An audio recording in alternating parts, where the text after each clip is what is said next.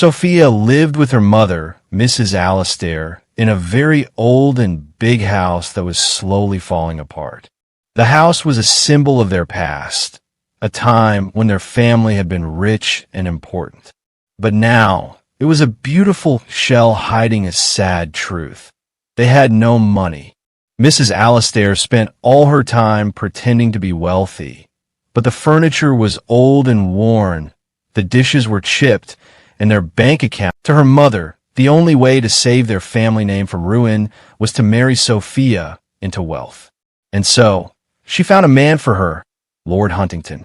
He was an old man, known for his vast fortune and his cold, calculating eyes. He didn't seem to care for conversation or laughter, only for collecting beautiful and expensive things, and he wanted Sophia to be his final, most prized possession. Sophia's mother would always say, "He's a man of status, my dear. You will never have to worry about a thing." But Sophia knew the truth.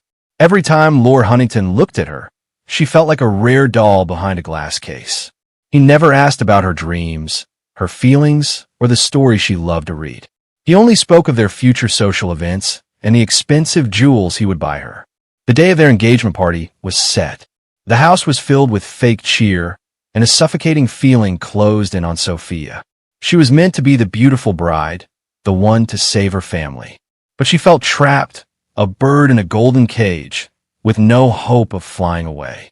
As her mother fussed over her dress, Sophia looked out the window and saw a path leading away from the house.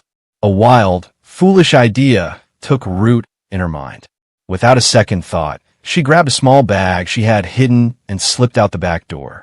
She ran as fast as she could, her elegant shoes getting ruined in the dirt. She kept running until she reached the main road and hailed a bus, not caring where it was going. The city lights faded behind her as the bus traveled into the night, taking her farther and farther from the life she was supposed to live. When the bus finally stopped, Sophia found herself in a small country town. The air smelled of fresh rain and green earth, not the perfume and polish of her old world.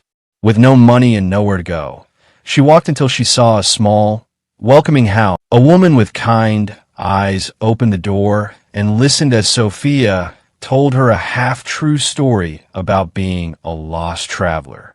The woman, whose name was Martha, saw the fear and sadness in Sophia's eyes and invited her in without question.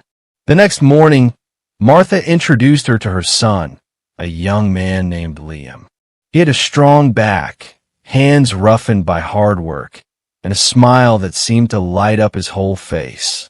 He worked on his family's small farm, and he was the opposite of every man she had ever met.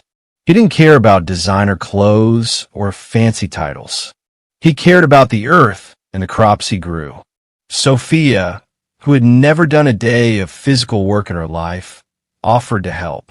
Liam taught her how to plant seeds in the soil, how to water the rows of vegetables, and how to tell the difference between a weed and a young plant.